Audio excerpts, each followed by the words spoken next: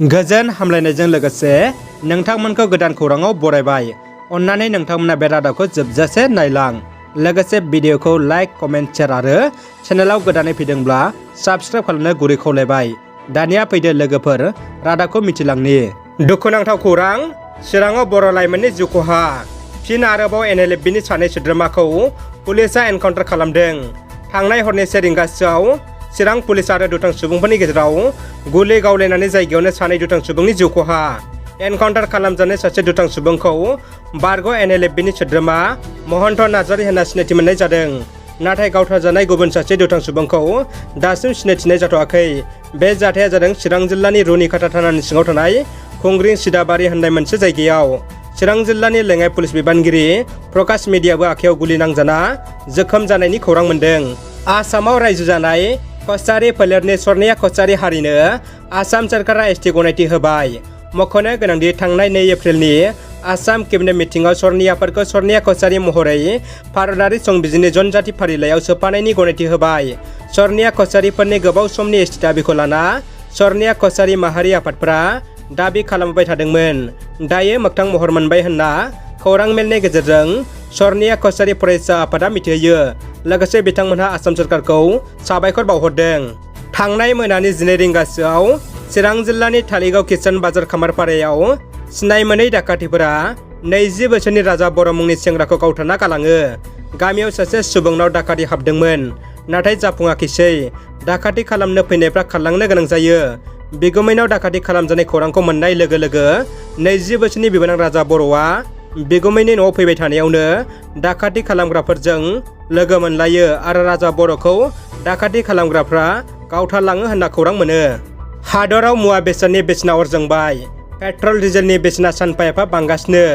बायजोआव गारि मटर सालायनो नोगोरारिफ्रा गोबां जारला जाबाय।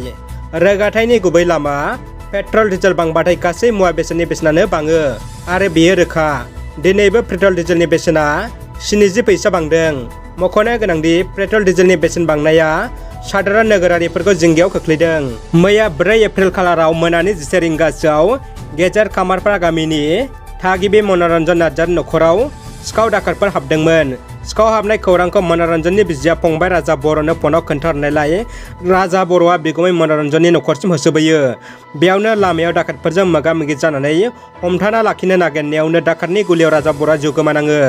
दुखुनांथाव खौरांखौ मोननानै दुलाराय बर' फरायसा आफादनि आफादगिरि मानाव गेदेर मुर्शिद दिपेन बर'नि दैदेननायाव मिरुनि मोनसे हान्जाया दिनै किसान बाजार आमलाइगुरिनि दुखुथिया राजा बर'नि न'खराव थांनानै खौरां लाहैनानै दुखुथिया न'खर आरो बाय बाहागिफोरजों दुखुनि बाहागोदारि जाफाहैयो।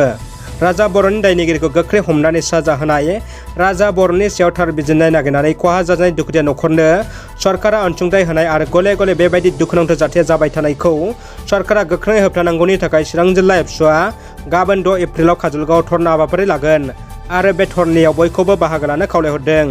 खौरां लाहैनायाव मिरु एबसुनि गाहाय नेहाथारि मुर्शि कनिन्द्र बसुमतारी, लोगो सोलोंथाइ नेहाथारि रम्य कुमार बसुमतारी, लोगो थुनलाइयारि नेहाथारि मनिराम बरगयारिजों लोगोसे चिरां जिल्ला एबसुनि दैदेनगिरिफ्राबो बाहागो लायो। थांनाय मोनायाव जानाय NLFBनि बारग' सोद्रोमाफ्रा पुलिसनि गुलियाव जिउ गोमानायखौ लाना NLFBआ गांसे लाइजामनि गेजेरजों मिथिहोदों। बिथांमोना बुंदों चिराङाव पुलिसजों गावथारजानाय सानै सुबुङा NLFB आफादनि नङा, बिसोरो गावसोरजों जेबो सोमोन्दो गैया होनना रोखा खालामदों। आरोबाव बिथांमोना बुंदों NLFB आफादा बिदि समाज बेरेखा हाबा मावनो रावनोबो गोहो होआखै होनना। लोगोसे बिथांमोना रोखा खालामदों NLFBनि गासै मुंफोरानो सोरखारनियाव दंहैयो आरो गथायखाबाय होनना। बिनि उनाव दा मोनसे गेदेर सोंलु सिखारदों, बिथांमोना सोर, माबे हान्जानि? ना बर'नि गेजेराव आरोबाव गोदान हानजा लाग्रा आफादनि जोनोम जाबावबाय? बे मोनसे बर' रायजो राजाफोरनि गोनो गोथो गेदेर सोंलु जानानै फैदों। रादाबा एसेनोसै लोगोफोर। रादाबखौ जोबजासे नायनायनि थाखाय गासिनिसिमबो साबायखर आरो गोजोन हामलायनाय थाबाय। जै बर' हारिनि गोजोन्थों।